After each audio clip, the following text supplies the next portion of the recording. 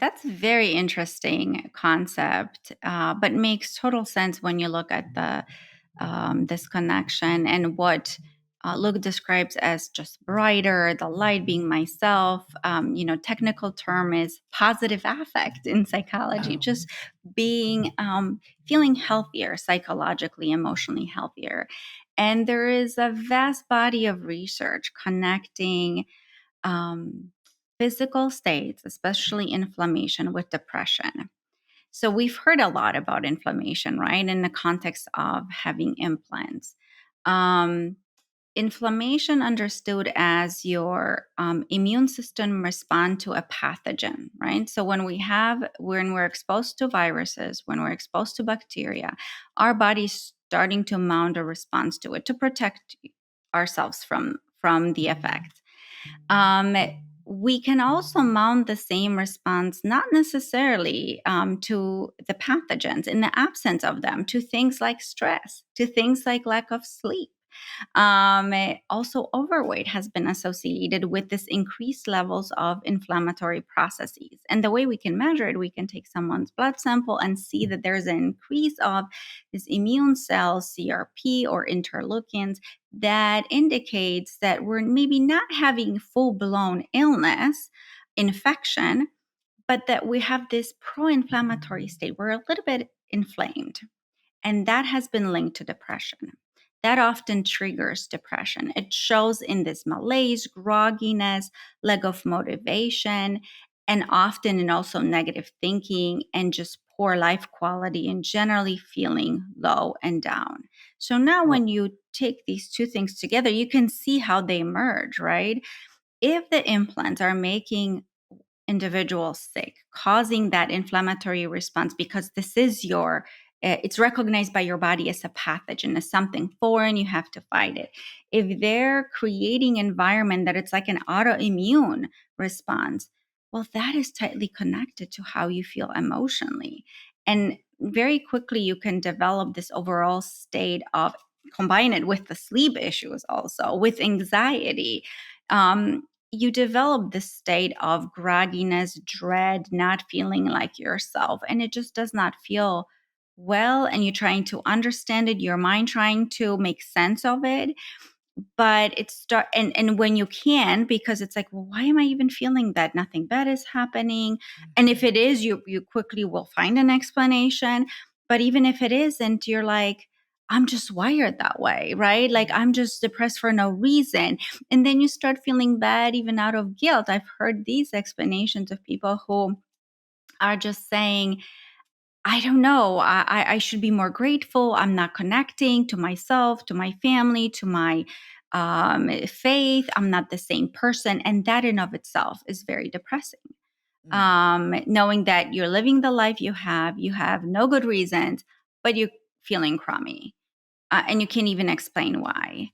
Um, these are, these can be a profound thing. So if you can alleviate this physiological response, that's why the individuals are almost reacting with this kind of lift and oomph.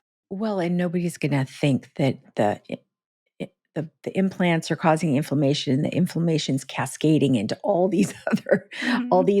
it manifests in other ways. And now and I don't know if you know the answer to this question specifically, because I don't know if you're talking to patients in this way, but I wonder if would the patients who get their implants out Mhm. and then they realize, like, I wonder if they have any sense of guilt, like, oh my God, I did this to myself. I would. I Mhm. would be like, oh no, I'm the one who started this whole thing. Yeah. And how to Yeah. sort of how to forgive yourself to be like, Mhm. okay, you didn't know that was going to happen. It doesn't happen to everybody. There's no way. It's not like you're reading a black box warning that, you might have anxiety and you might have more Yeah. inflammation. It's more like, okay, this happened, and how to sort Mhm. of then give yourself a little bit of grace to say, okay, yeah, it was self-inflicted technically, but Mhm. you didn't go into it thinking that was going to be Mhm. what was going to Mhm. happen. Yeah. Absolutely. That's a very good point. It's something that it's so individual for any given patient, right? I'm sure there are some that will feel sense of guilt or regret, or they will take maybe longer a little bit in the process of recovery. Um, Thinking that, but many things we do in life, we've done it to ourselves, are Right. self-inflicted, that Mhm. such is life. And you just have to move past that and be kind to yourself and just use it as a learning experience to go to know yourself, to grow from that. And some people will just like, hey, I'm glad I'm feeling that way. Who cares why? I'm just good. And Mhm. let's Right. run with that. I think it just really depends on the person, but I would definitely be on the lookout for that because these individuals might take a little bit longer. Mentioning freedom, Hmm. earlier we were talking because Hmm. she on the last time Yeah. she was here on the podcast, she had long hair and now she Yeah. has short hair. And so tell me a little bit Yeah, about yeah, that. absolutely. Even the aspect of we all do things, right? We color our hair, we put the nails on, we put our lashes on. And at some point, there is a certain satisfaction of getting rid of it, right? Maybe we'll go back to it. But for now, just not having the hassle, not feeling like there's always a plastic and acrylic or someone else's hair on you and things like that. I can imagine that getting rid of implants would have that liberating feeling too, that it's like, and there's always going to be Vogue too. And I feel like from at least, and maybe I'm skewed because I hear Luke's stories, but there is a certain shift towards embracing like what you have, how you are, being more fit and athletic, being able to run and being more agile and not having the added weight. So there is a shift also in zeitgeist in what we consider to be sexy or feminine, and maybe that is also contributing, but definitely a certain like lightness of being, Mhm. of like, I'm not committed to this, I'm not wedded to this, I'm not weighted down literally by it, and I'm just happy with the way my body looks. I definitely see a shift in kind of judgment about our beauty. For sure. Yeah. And I'm, going on to my 34th anniversary in this uh industry, I guess you could call it, this section of medicine. And, there are different trends over time and, the different shifts in how people view beauty and like you say, the vogue of it all of, maybe something more that's more natural, that's more them, using their own fat for augmentation, using their Mhm. own tissue for give that fullness without having to have something foreign. Oh, you almost like you pick your battles, right? Like certain things are worth it, worth the hassle. They bring you enough of joy and there's not enough side effects. But I believe that for some individuals, the price is just too high. There's just too many impairments in general functioning, physical, psychological, cognitive, even, right?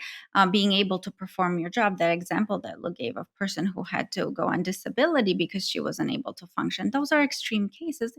Not always they happen, but they do at the different level. And I think it's for any given person to decide where you draw a line, how much you can put up with these things, and they're just bring you enough joy that you will carry on, and how much you say, it's just not worth for me. Mhm. And it's always a individual decision. There's no right thing to say. What's pain and a struggle for one person might be, oh well, for another. Mhm. And you really have to be just mindful of what your experience is and not to miss it, just so your most optimal self that and Right. healthiest you can be.